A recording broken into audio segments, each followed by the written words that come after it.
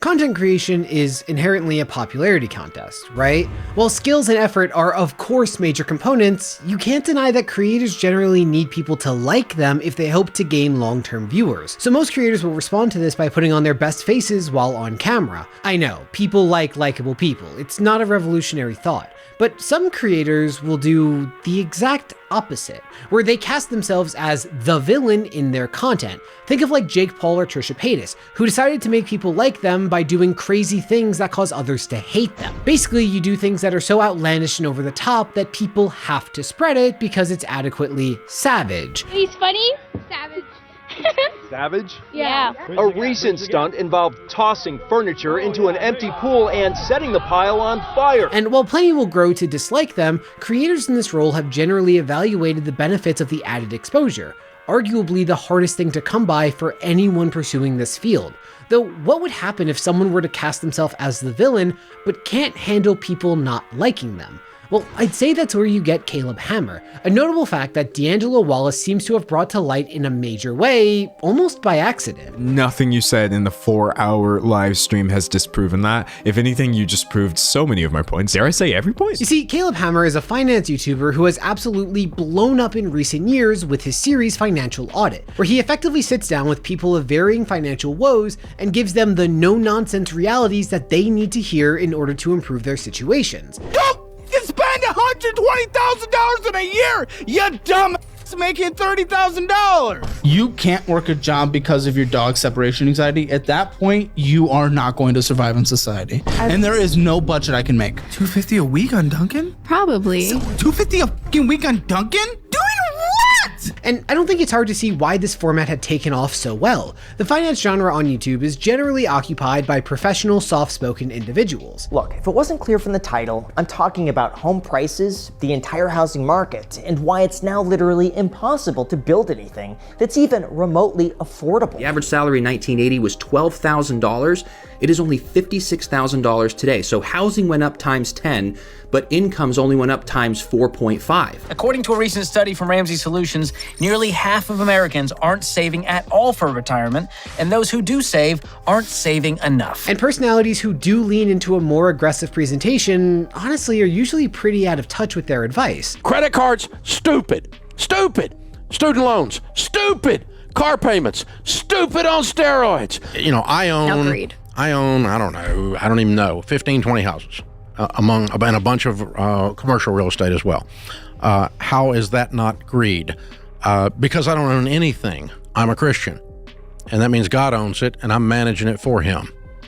So I guess you're calling God greedy now. So Caleb kind of combined the best of both worlds while adding his own flair with his guests. See, since you can only repeat the same advice so many times, financial creators will often make use of guests that can allow them to get more into the weeds with their insight, be it call-ins like a radio show. Hi, Mr. Ramsey. How are you? Better than I deserve, sir. How can we help? Or prioritizing celebrity guests who bring their clout as appeal. I hear constantly, you gotta buy a house. And I'm like, well, I had one for a couple years and that experience was, you know, it was more maintenance and upkeep than I expected. Let's walk through that. So, all right. But Caleb opted for an approach where he would cast local individuals that get a full episode across the table from him. But as time went on, much of his content started to feel strange. It would increasingly feature these moments where people felt like Caleb's persona was no longer a straight talker genuinely rooting for his guests. All this has landed in your lap, and I respect the out of you. You're doing incredible things. We just need you to take control of your financial situation now,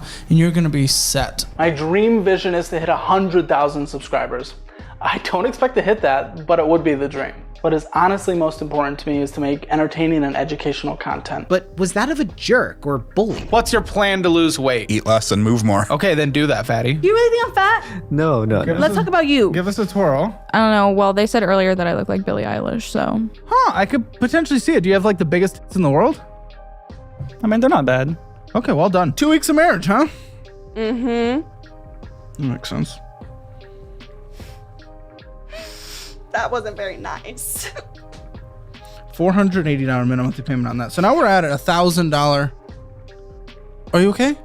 Oh, I'm sorry. That was not very nice. No, it wasn't. I was just trying to make a jab. And this conversation broke to the forefront of YouTube thanks to D'Angelo Wallace. Caleb Hammer is like, if everything wrong with YouTube was a person, I think it would actually be this dude. Have you heard about that finance guy who everybody keeps saying is posting really weird misogynist content disguised as finance. That's bro. You see, D'Angelo's a commentary creator who has been around. I mean, hell, Vulture quite literally dubbed him the receipt keeper of YouTube during a feature about him all the way back in 2021. He's a commentary and video essay creator, best known for various callouts and unapologetic takedowns of various individuals that he deems problematic. He's also known as one of the sweetest and most genuine people, despite everyone also knowing that he built his entire platform off of literal degeneracy. Sonny begins doing this weird pros and cons analysis of what will happen if Chris continues to transition through the lens of, and I kid you not, how it will affect Mr. Beast's YouTube channel performance. You would have known then, as I currently know at age 25, that nobody this age should need an explanation for why a 17-year-old is off limits. And that last example was one of his most impactful moments, as Wallace was the creator to bring Cody Ko's statutory scandal, which was at this point being ignored by the wider YouTube space, to the forefront of conversation. D'Angelo Wallace gave some amazing coverage breaking down the entire situation here and going over everything that Cody Ko is accused of. In fact, this particular example was so effective that it directly led to Cody Ko being shunned by most of his audience, though plenty have stuck around, as well as creators at large. And while D'Angelo's main channel is fairly inactive, he's still making similar content on his second, where he adapts his format to a live, unscripted version that he compiles highlights from in order to cut them into basically traditional commentary videos, which is an effective way to adapt, provided you remain mindful of the risks of unscripted commentary, like having a lower capacity to fact check. And D'Angelo decided to take aim at Caleb on January 31st, 2026. Anyways, enjoy, unless you're Caleb Hammer. You are not going to enjoy this. I'm just going to be honest with you, brother. In a way that was actually kind of similar to his takedown of Cody Ko, in that D'Angelo isn't the first person that I've seen talk about these grievances, but he is one of the largest creators to put it all together and speak out. But what am I talking about? Well, creators will often form their brands around a core personality trait that they lean on more as time goes by. Kind of like a real-life version of Flanderization, where a minor quirk for a character slowly takes them over completely, leaving them completely unrecognizable from their debut. My name's Cat, like the animal. What's that supposed to mean? And I'm gonna count to 10. Don't forget 3. Some people forget it. There is no deeper with me, Mr. Feeney. I'm not a good student. My name is Plays with Squirrels. This can perhaps most easily be seen with the founding Try Guys, composed of a trademark enthusiast opposite an aloof counterpart. Do you want us to hug you right now? No. A neurotic little guy. Excellent. Other hand. He did not say to scream, Eugene. That was terrifying. And the wife guy, who is just the world's best husband. Please don't ever fact check that. My wife. My wife? My wife. My wife. I cheated on my wife with an employee of my business. And while this can be useful, it certainly streamlines branding, it isn't risk-free. Because if you've opted for an intentionally edgy or abrasive brand, it becomes harder and harder to adequately toe that line while still consistently trying to top yourself. Don't say it, I know how that sounded, but we're moving right along. And I alluded to this being the case with Caleb, but how? But first, I gotta thank today's sponsor, Hungry Root. Look, sometimes I just don't have time for proper grocery shopping with my schedule.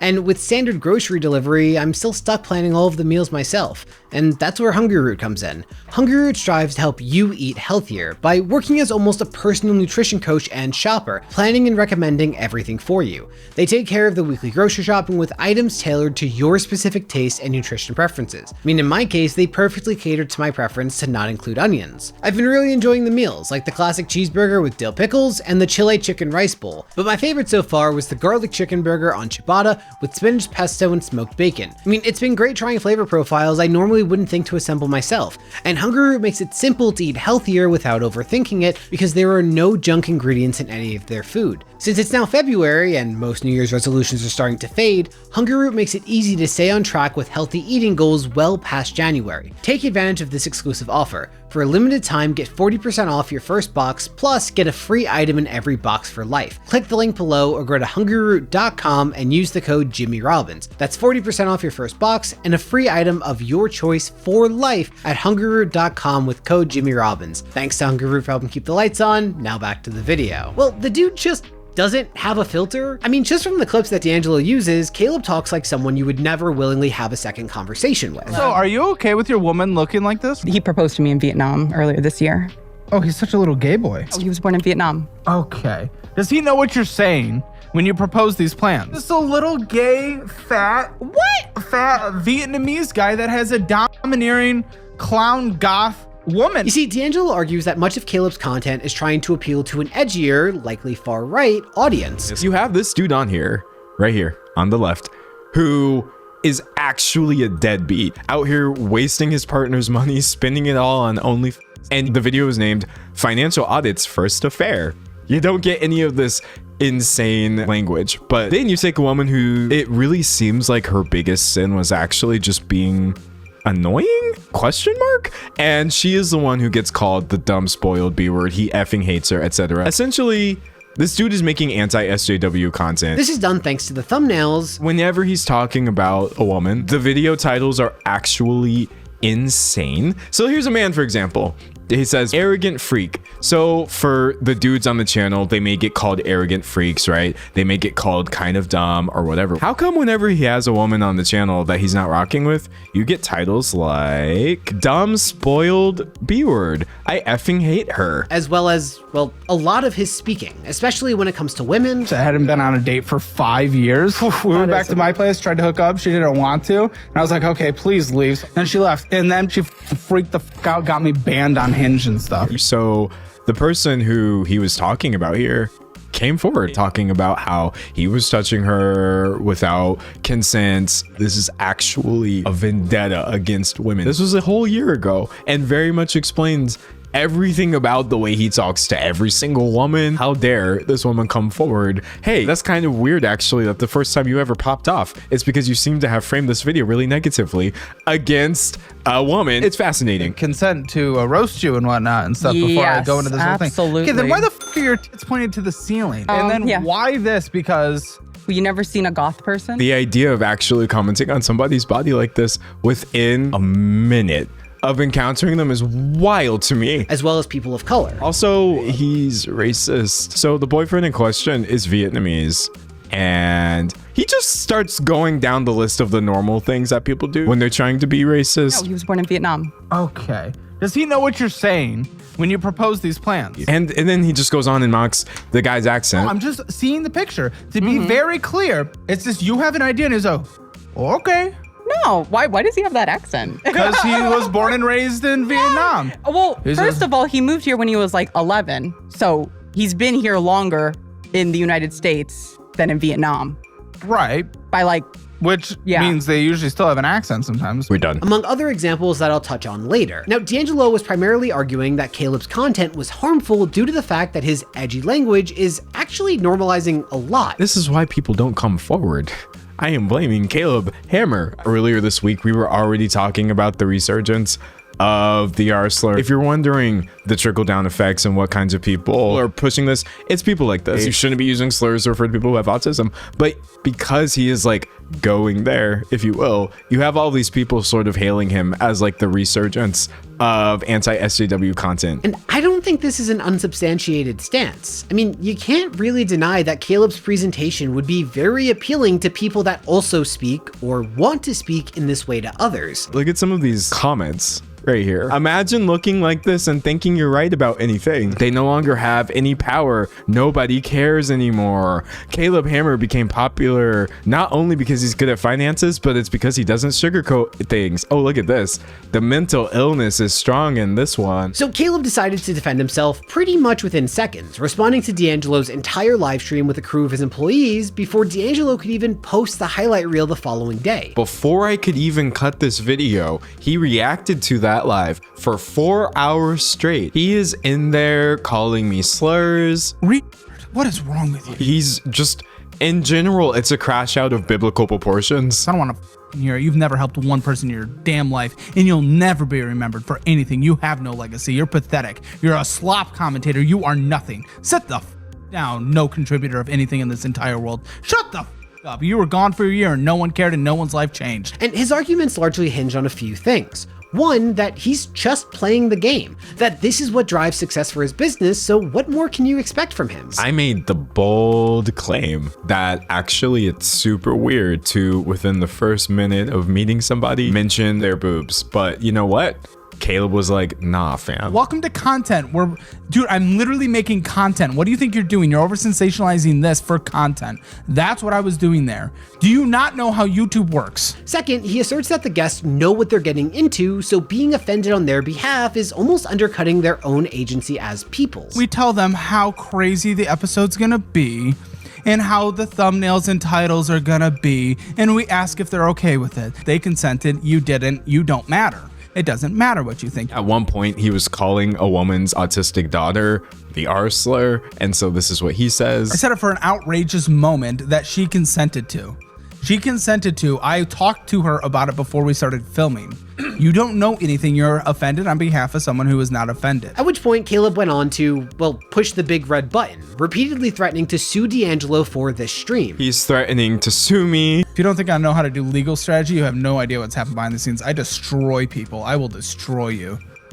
You don't get to do this without consequences. Multiple threats to sue me. Dude, do you not know what you are doing right now? You are literally walking yourself into a law. I'm talking to my lawyers on Monday or Tuesday. Specifically, Caleb stated that he would be doing so because of D'Angelo's deceptive discussion around his financial planning course. I can't sit here and call this a scam, but I could definitely sit here and say this is predatory. It just straight up is. This is obviously for people who don't have a good grip on their finances. And you're like, well, I can fix it for you for $1,000. Which D'Angelo had criticized alongside Caleb's app. This is one of the lowest rated Google apps I have ever seen in my life. You have a 1.8. For you to only have your fans installing this app and still have a 1.8. But there were some issues there. One, the YouTube space hates lawsuits. It is almost impossible for a creator to announce their intention to sue another without heaps of backlash. Caleb Hammer threatening to sue D'Angelo Wallace is like the most cowardly baby boy move. This is how content creators police themselves. Somebody says or does something crazy, bunch of content creators throw jabs at them, that original content creator is free to defend themselves. Second, we start getting the law involved, all of this stops being fun. This is like a UFC fighter suing another UFC fighter for hurting him too much. And on top of the points made by Danny Mata involving precedent, there's also just status. Nobody likes being reminded that almost every huge YouTuber, at least ones that primarily produce long-form content, is rich. Dude, I could retire tomorrow. I'm sorry. I have more money than you'll ever have. And again, that's not a fucking brag. I'm sorry. It's really not. But it is true. It is true. I personally think like, oh, I don't have to sell anyone out because I'm already super rich is hilarious. Like for most people, a lawsuit in response to feeling slighted is a laughable suggestion because who can afford that these days? Saying I am going to sue you is also saying I have resources and money that I am actively leveraging for personal gain.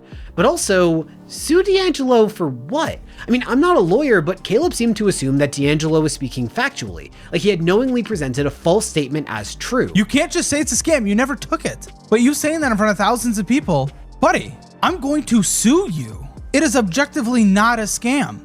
We put a lot of effort and a lot of research and worked with a lot of experts on those.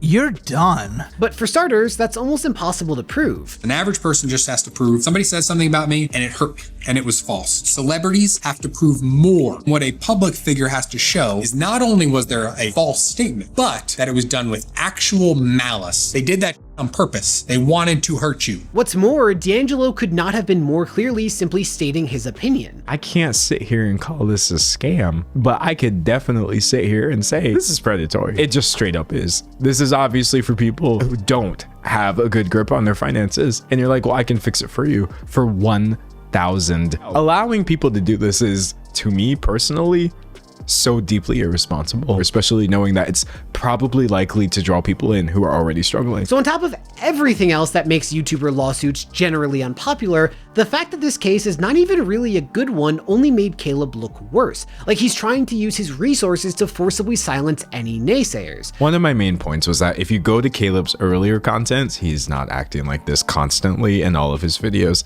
It's forced. And Caleb says, my assertion that he's faking a personality for views is worth suing over. Tyler, am I me or am I fakey? You're very real. Literal liar. And actually that's a lie against our business. I could sue you for that. And maybe I will. I have unlimited money. Now, I can't read minds, and I would love to assume that it's a misunderstanding, but my take doesn't really matter here because we're talking about how Caleb is being perceived. And between his general demeanor and this threat, people were not kind to Caleb. He threatens to sue everyone. That's Yeah. like his go-to, but like he hasn't. Yeah. Yeah, he likes to threaten to sue. He threatened to sue D'Angelo. His video was literally called "I'm suing D'Angelo Wallace." If you don't think I know how to do legal strategy, you have no idea what's happened behind the scenes. I destroy people. I will destroy you. You know, I will destroy you. Like, what? I can't. Like, in fact, I would argue that this threat was the only reason this story spread beyond D'Angelo's audience. It's certainly why I heard about it. And be it because of this or something else entirely, Caleb eventually extended an olive branch in a stark 180. He comes back and pins a comment and says, I'm sure D'Angelo is a good guy in general, and I know the internet slop community can get pretty intense. Which D'Angelo responded to by lighting said olive branch on fire. He seems to think we could be friends or something. I do truly think this man has underestimated the levels of haterade I bring to this game. And while D'Angelo did provide counter arguments to Caleb's defense, he then just really dialed things up. Imagine if you had just put this out first and not done the whole 4-hour live stream, we wouldn't even be here. And I wouldn't be about to share your pedophile allegations that people were talking about, which I didn't even know. You're 23 years old talking about kids like this. I would like to personally stick my in the hole of his. Any hole will do, thank you. Being told, Caleb, dude, the person you're talking about is like 14. Caleb saying, nah, he's actually probably older than that. If it's legal to be with 17-year-olds there, it's legal here. Being told, Caleb, you're 23, this is gross. But now that we all know what happened, let's revisit that idea that I introduced at the start, that Caleb cast himself as a villain despite not being able to handle that role. What did I mean? Well, when saying that Caleb is unrestrained during his content, that's putting it pretty mildly. Like, while he presents his tone as tough love, it has gone beyond that into personal attacks, like some of the ones you've already seen, and loads of others that wind up making the rounds. To the point that D'Angelo and Caleb's viewers alike have noticed the dramatic shift in his on-camera persona since he was getting started. I'm telling you, this is Twilight Zone stuff right here. I did see something on here that made me very happy. That's a lupe tortilla. I go there every Friday. Every Friday, really? Yeah. Dang. I love lupe tortilla. I really do. Yep. I've been trying to tell y'all that this is actually a form of performance, all of it. Caleb has jumped the shark. I think it's become more of a drama channel than anything. Sorry, this post has been removed by the moderators of Caleb Hammer. And here's the thing. Being intentionally off-putting is counterintuitively a viable strategy for YouTube when played right, and I've seen this be done in 3 ways. It can be a redemption arc where a creator is intentionally horrible in order to get word of mouth to blow them up. And I was like, how can I make a lot of money? And I was like, let me just, troll the internet and make money in any way that I possibly could. I think there's someone hanging right there. Only to suddenly stop with the antics, wait a year or two, and then pat themselves on the back for their growth. In the past 3 years alone, I'm a completely different person than the dude who did that. And I look back at my videos and I'm like, well, some of them are pretty bad, but I try to give myself grace and forgiveness with that because I used to be really hard on myself. I'm like, I know, I suck, I'm problematic. But that's risky because if you look carefully enough, the pieces of who they really are start to show through. I cannot promote gambling, but I do like to do it. Well, who's sponsoring this episode? Oh, well, shout out to DraftKings Golden Nugget Online Casino. I literally make a living off of people not liking me. And I have to be honest with you, it's fantastic. But that's not Caleb's approach, at least so far. Caleb's still only ramping things up and seems to have doubled down by using this publicity to start trying to push his product, even going so far as to present the post as if it was an apology to D'Angelo. What happened? Well, my first attempt at building a budgeting app, it didn't go over very well. So okay, he's not going for a redemption. So alternatively, you can do what Zach Justice, and to a lesser extent, Trevor Wallace do, where they portray a conventionally unlikable character, but deliver every line with such irony and sarcasm that it circles back around to being funny. Hey Dad, I want you to meet my boyfriend Zach. Hello, sir. It's pretty cool we got the same nickname, Daddy. Because he's talking about gay a little too much. Yeah, thank God. It's like, come on. What are your like, thoughts on gay? And honestly, I think that might be what Caleb thinks he's doing. Like, when he's not on, he at least seems more sincere. You're in a loving spirit, and that's why, it's hitting you emotionally. And I love that. I can respect that, and I do respect it. And I love that about you. That's a great personality trait. But I don't know, man. You tell me if these are delivered like a joke. It's just a little gay, fat, Vietnamese guy that has a domineering clown goth woman. It was $18,300.85. Okay. That's crazy. Die. Okay. At least I know where to go when I die. 2 weeks of marriage, huh? Mm-hmm. That makes sense. That wasn't very nice. So okay, if that's not what's happening, that mainly just leaves him with the option of pulling a Jake Paul or Aiden Ross and owning it. Just be the villain. Jake told me he wanted to be a villain in movies, and he just made the movie his life. He really, that's so accurate. He's the real life villain. And I just want to, from the bottom of my heart, apologize for absolutely fucking nothing. Okay? I'm Aiden Ross, and Aiden Ross is gonna say what the he says. Hell, do it well enough and you can make millions from people hate watching the chance to see you get knocked out. But Caleb was actively getting upset at these criticisms. I don't think you know this because everyone around you tells you you're a good person. You are a bad person. I just feel like that's you are a negative force in this world. You fucking stupid piece of over-sensationalizing shit. You have done no research. You have ruined your career. This show is not for you, and that's okay. See you in court. He wasn't pulling the "what are you gonna do about it" act, he was trying to defend his reputation, which again is what draws me to that second option. And here's the thing, the whole unapologetically brutal approach is going to turn some people against you no matter what, especially those particularly sensitive to political correctness. But towing that line requires keeping in mind the implication of your words, and I think that Caleb has gotten so fixated on this persona that he either doesn't realize or care about the implications of what he's saying and how certain things make him come off. Because Caleb will say things trying to be edgy that unquestionably come with some very serious underlying messaging, and I'm not even talking about fixating on thumbnails. One particular clip that D'Angelo showed was this. I'm trying to get, so my daughter's autistic, and Well, I that's do the thing. everything You have remotely. a kid that has like, so. She's not. Well, but you're getting payments. No, it's not payments. So here's the thing. Already, people are divided on if use of that word in conversation is ever appropriate, even as a substitute for stupid. But even then, I would expect a stronger majority to agree that you don't use the word in the context in which it was used to discriminate. Like, he's straight up insisting that that label applies to her child because she has a mental disability, and goes so far as to try to get the mother to agree to this label in front of millions. It's not. Whoa, that's not a bad thing.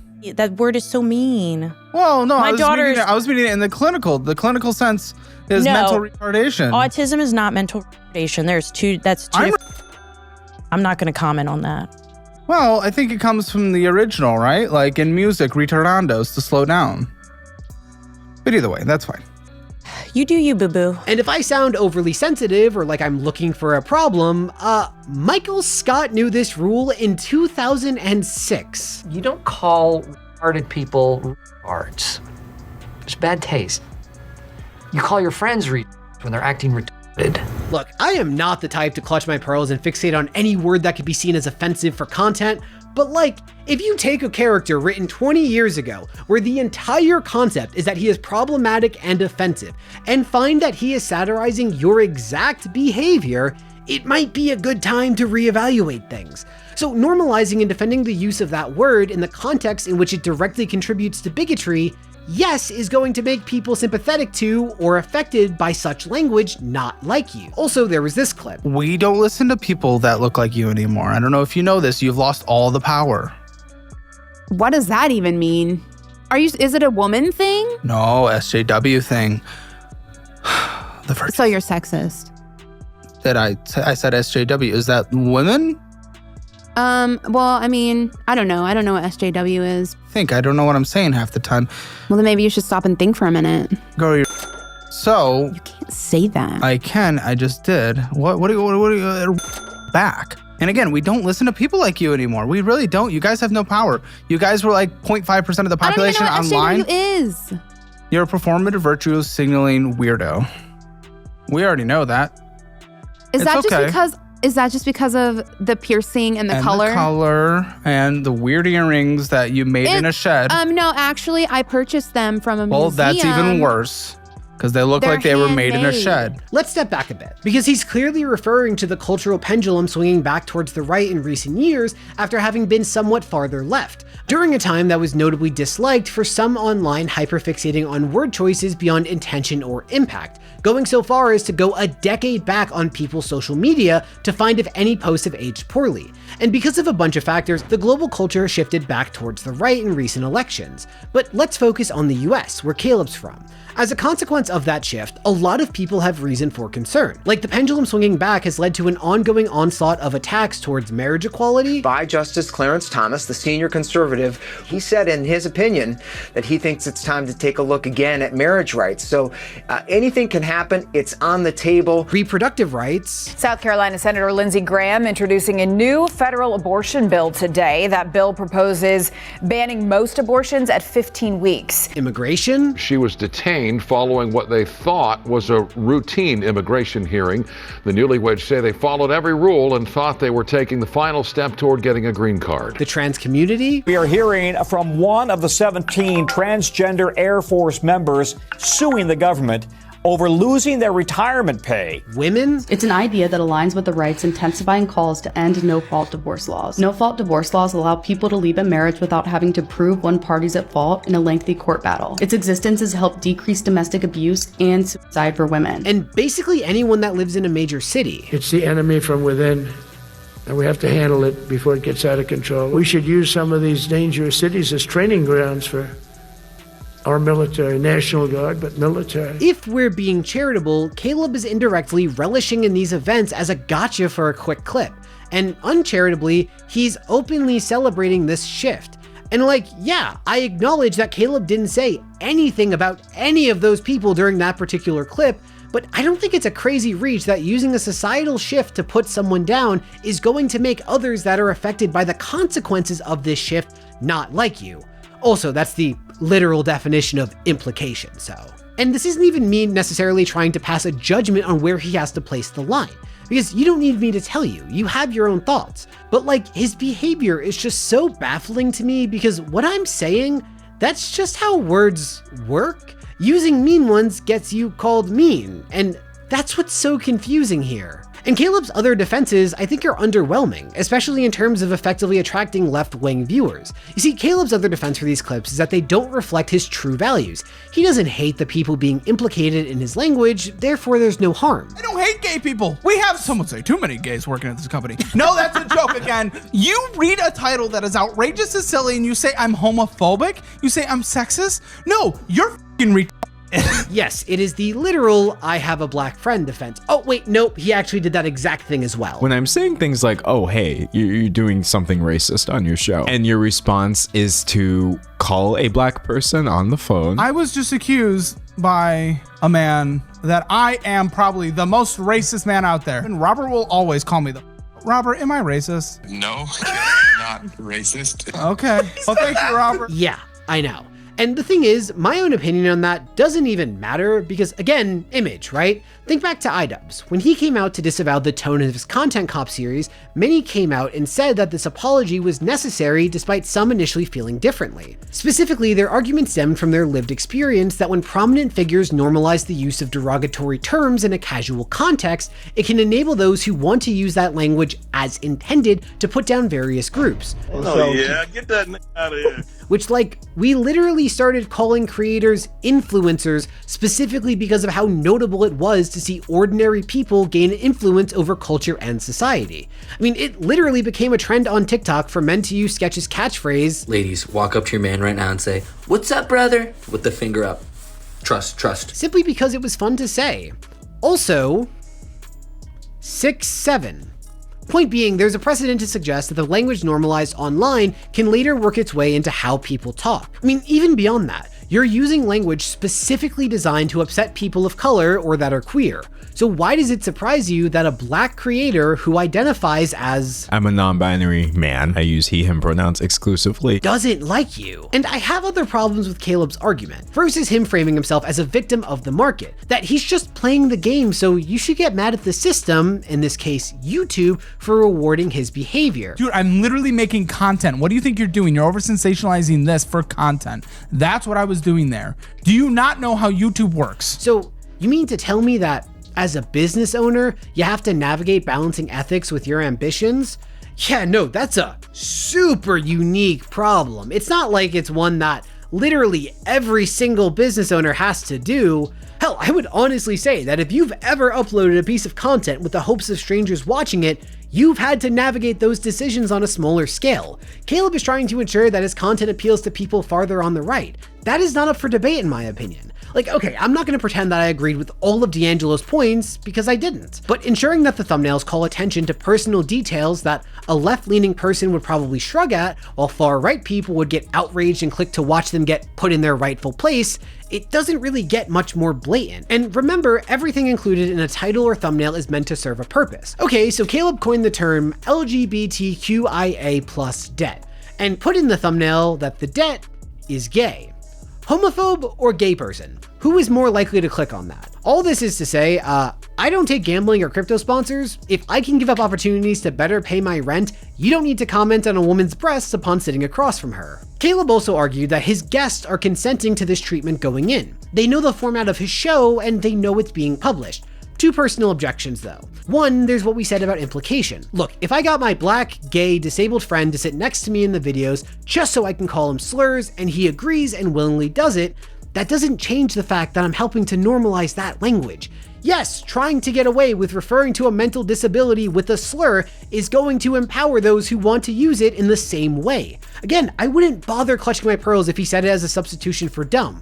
Like, I didn't even mention Caleb saying it over 40 times during his response stream, at least according to Reddit. Though I can't actually fact check that because Caleb privates all of his live streams, which doesn't seem like the right choice for one that's meant to save your reputation, but alright. But come on, bro used the words biblical definition and is confused that people don't like him.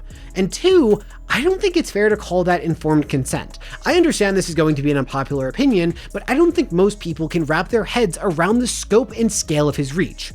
Let me quickly explain. Decades of reality television tell us that people still vastly overestimate their ability to navigate a conversation being broadcasted by another interested party. Also, you think you know what it's like to have millions of people hate you until you've gone viral. Saying that the guests are choosing to go on is of course fair, but I don't think they know what they're getting into. They just think they do. Also, wouldn't financially desperate people be more likely to agree to unfavorable terms if this could be their only chance to catch up in an economy that's increasingly hostile towards the working class? Just saying. Also, if this content is meant to be so educational, why are the guests so unrelatable?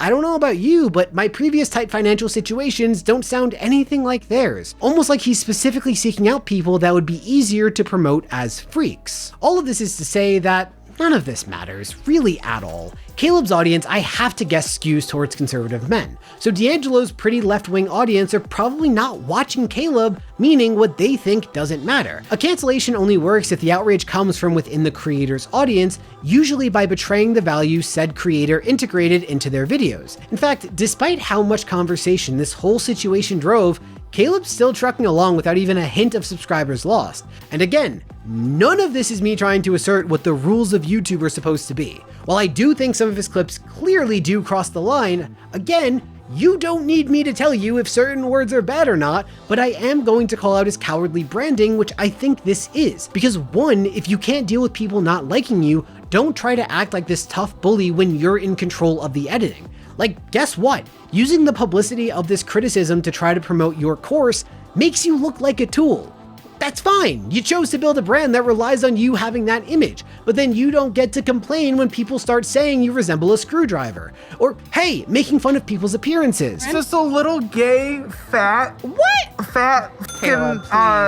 Vietnamese guy that has a domineering clown goth woman. Only to immediately get defensive when that's turned on you. Oh, he's such a little gay boy. A little gay boy? Yeah. Colton, look at him. You're one to talk, love. Huh? You're one to talk, love. Why? Why?